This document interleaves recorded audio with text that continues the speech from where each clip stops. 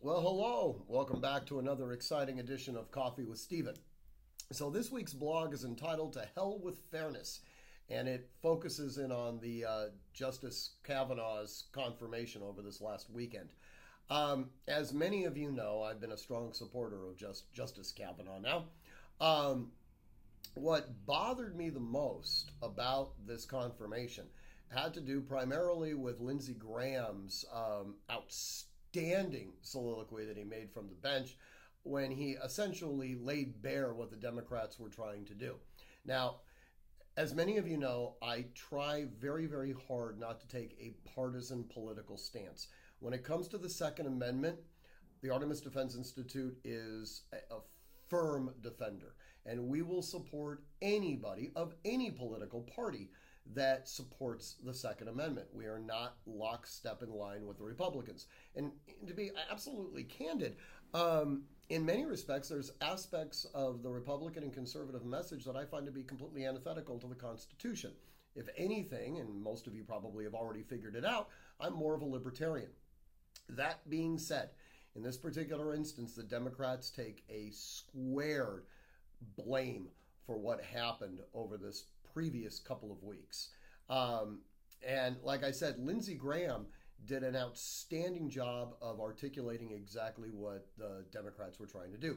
The idea that they were trying to protect a woman is completely antithetical to what they were actually trying to achieve. What they were trying to achieve was a delay of the nomination until after the midterms, when hopefully in their minds they would control the Senate, and then they could essentially keep the seat vacant until 2020, when they hoped that they would actually be able to take back the White House and then continue to be able to have their collectivists and statists on the bench.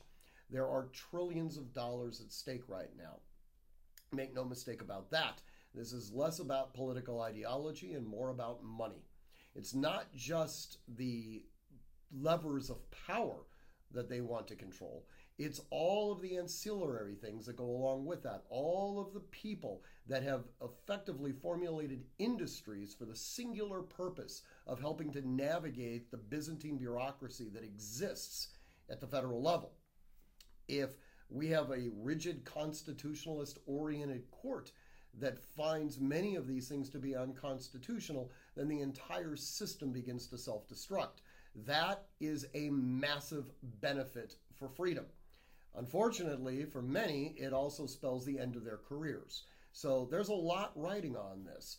And because of that, they were completely willing to throw whatever they possibly could in order to, including sexual harassment, and candidly throwing Dr. Ford under the bus so that they could help to achieve their political aims. And I reference in the blog the concept of jumping the shark. This is a reference to Happy Days. And in this particular instance, I truly believe the Democrats have jumped the shark, and I think it's going to end up biting them when it comes to the midterms. Anyways, please read the blog. It'll explain the whole jumping the shark reference too. And as always, guys, I want you to train constantly, train consistently, train repetitively, and train with purpose. And above all else, stay safe. Until we have coffee together next week, thank you for joining me.